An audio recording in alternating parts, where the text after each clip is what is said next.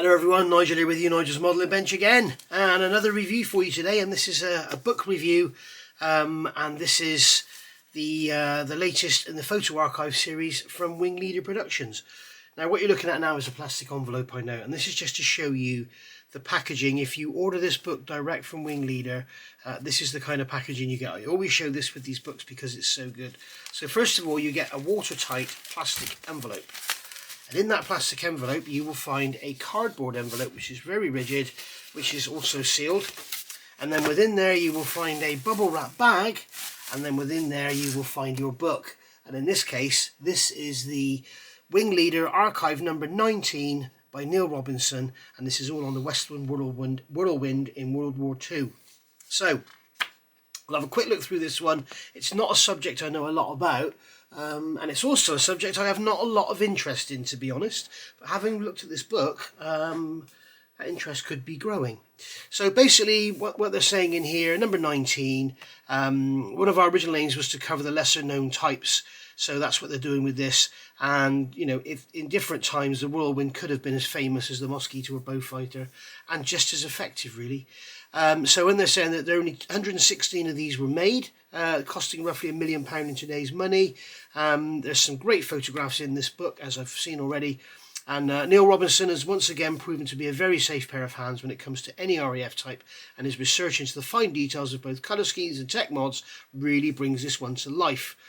They also want to pay a big thanks to all the chaps behind the Whirlwind project who looked through the final manuscript and fine-tuned many small but important details. So, and he's also saying, this is Mark Postlethwaite, the series editor, we hope you enjoy this venture into the rarer World War II types, easy for you to say. If it's successful, then expect to see a few more in due course. Anyone fancy an Anson or Albemarle? I've never heard of an Albemarle. I have definitely heard of an Anson, and that's an aircraft I love. So yes, please, Mark, we'll have a book on the Anson. That'll be great. So, Western Whirlwind in World War II. So we start off in the beginning, and we have the first prototype L6844. You can see a few little bits in here. Obviously we have the radiators in the wings, which gave a much more aerodynamic shape to the aircraft overall form. And also of note here, something I noticed that I don't think is mentioned, I can't see it mentioned. Here we have contra-rotating propellers. Bear that in mind. I did look up the engine. I think it's called a Peregrine, and Rolls-Royce actually made a Mark I and a Mark II engine, and basically the Mark II was a complete reversal of the Mark I. So basically they made two different engines that were a complete mirror image of each other. So you could have one which went one way and one which went the other way. So yeah, and then later of course with the Merlin they added an extra gear which made the propeller. If you wanted contra-rotating propellers, you could have it. Also notice here, this one's got the twin forked pitot tube and also the flat cowling over the top of the engine, and also there's no bulge here, there's no bulge there in the tailplane, which you will see in later versions. Here you can see a close-up of the engine nacelle, and here you can see the bulged engine cover as compared to the flat one here. You can also see in the background there the beautiful great big cannons. Also of note here, note there is no bolt or nut on the front of the nose. So going over the page, here's the same aircraft. This aircraft, by the way, if you read in here, was painted in dark blue, I believe, and then some other people say the whole thing was painted bright red, and then here it is again in a wind tunnel and now painted with camouflage, and the camouflage is wrapped around the engines, and the underside of the wings are white and black. So interesting. Here you can see now we've got the mast. The antenna is actually mounted in the canopy. We've now got the single pitot tube, and here you can see you've got the fairing over the joint for the tailplane. So that's all good.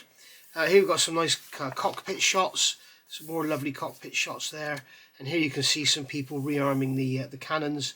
Note on there the flat springs and the little bulges in the front, and you can see here there's a nut on the front of there now. What they did on the original aircraft, they didn't enjoy refitting the nose after they'd redone the cannons, and apparently what they did, they changed from having the latch system around the back to just this single sort of nut with a pin on the front. So that made refitting the nose a lot easier. Here we can see, as like with the Mosquito and the Hurricane and the Lancaster, the rear engine fairing is sort of attached to the flaps, so you can see flaps up, flats or take off minus 10% or 10 degrees, sorry, and then landing minus 46 degrees. So you can see that's how the flaps worked. And here you've got the radiator at the back on the upper wing open, and that was actually worked in conjunction with the flaps. Picture of the undercarriage there, and here we can see a pilot sat on a very, very high position. Note we've got the fairing over the mirror there, nothing like a mirror just stuck on the top of a Spitfire or a Hurricane. And then here we got the another nice view there. This was over at Rolls-Royce in Hucknall. This was the second production aircraft, and if you read in there, it's basically they had issues with the what was it? They had issues on the boost system, the boost control system, and they were saying they were terrible. So this was the worst aircraft with the biggest failure, and it was discovered there was actually a leak in the pipework and the gauge. So there was nothing wrong with the boost control. It was actually the gauge just giving them false information. Here you can see a Whirlwind here, really, really badly chipped up and weathered, looking really pretty there. Got some more images here. There's lots and lots of just in-flight images in this book. And here we have these beautiful colour profiles. So if you actually want to build a model of that actual aircraft, you've got all the notes here to consider when you actually build that model. Here's one here that was crashed. Unbelievably, that one was rebuilt apparently. There's one being refueled with a little fuel tanker. Going through, you can see some.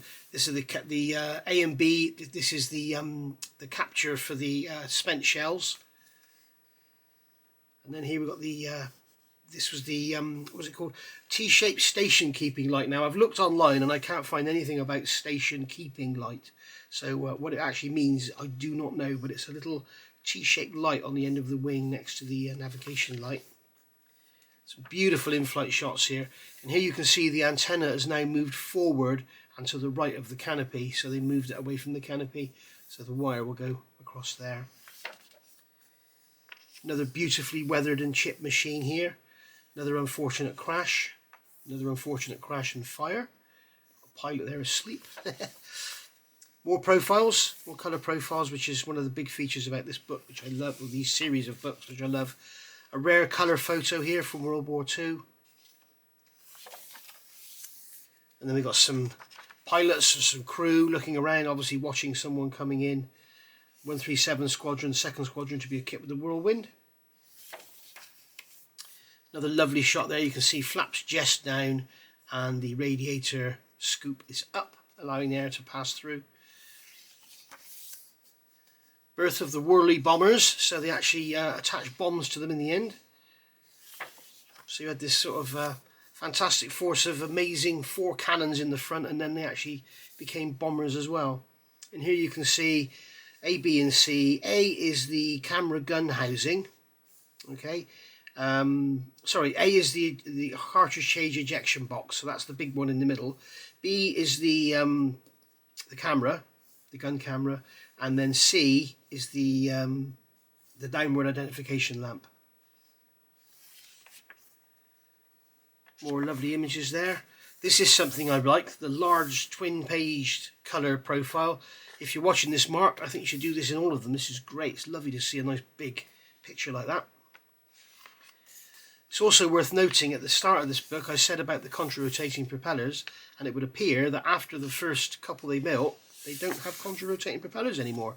You can see here the propellers are going in the same direction, as you can clearly see here, and you can clearly see there.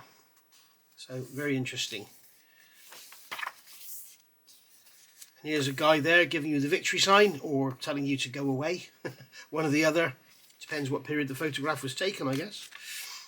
Back then it was Churchill's victory sign. And here we've got some damaged, some flak damaged aircraft. Lovely photograph there with a complete squadron. And then we've got some aircraft landing in the background. A tractor here which has been revamped to make, it says in here about the Stanhay Limited of Ashford in Kent. They used to get tractors and modify them for use on the airfields. Got some bomb loads here. Refueling. Lovely dog. More bombs as the nose being refitted. some more lovely colour images of that actual aircraft there. Comrades in Arms. You can see the step there. They're quite tall aircraft, so they had this ladder that came down for them to get up in, which could then be taken back up. Here we've got another one. Looks like a crashed image, is it? Looks like the propeller's bent. And again, you can see very, very weathered and very, very chipped. And here we've got Operation Starkey. Got these great big identification stripes, very, very wide painted lines on the wings and the nose as well. You can see there's the image there. It looks like the nose is sort of brush painted and not quite painted all the way up. And then here we've got decorations. So we've got some shark's mouth there. And then we've got this one here. You can see it was originally called Bellows Uruguay when it was brown and green, or earth and green. And then they changed it to the grey-green colour scheme, but masked off the Bellows Uruguay. So they still had the brown-green underneath. Bellows Argentina. It seemed to have a lot of bellows. I don't know why. But, I'm sure somebody will tell me. Got some lovely colour photos there. Lovely black and white photos there. And here we can see damage and dents. So you can see flak damage here. You can see here where one has crashed into one and then also crashed into the side of a Lysander. So you can see flak damage there, flak damage here. And then here's one that's finally crashed, rolled, lost both its engines and caught fire. So incredibly, still in one piece almost. So there we go, guys. And then in the back here we have all the serial numbers of the aircraft that were so it says here, listed by serial number, date produced, squadrons or units operated, codes where known, and fate. So there we go. So there we are. That's a quick look through that book. That's and it's still $19.95, which is amazing. They haven't put their prices up. About the only thing in the world that hasn't gone up. And there's the ISBN number there, should you want to look this up. As I say, I would go to wingleader.co.uk if you want to get this book and order yours. And you're guaranteed then you're going to get the lovely packaging, and also you're getting it fresh from the printers, rather than having it going from hand to hand to hand through different distributors and stuff.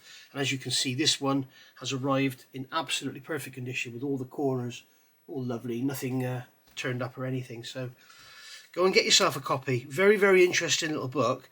It's got me interested in the aircraft a little bit, so I'm going to have to look into which is the best kit, because I think the biggest you're going to get this is 1/48, and should be quite an interesting little build, and quite a simple little build as well, because it's not a very complicated aircraft with all guns and turrets everywhere. It's just fairly simple.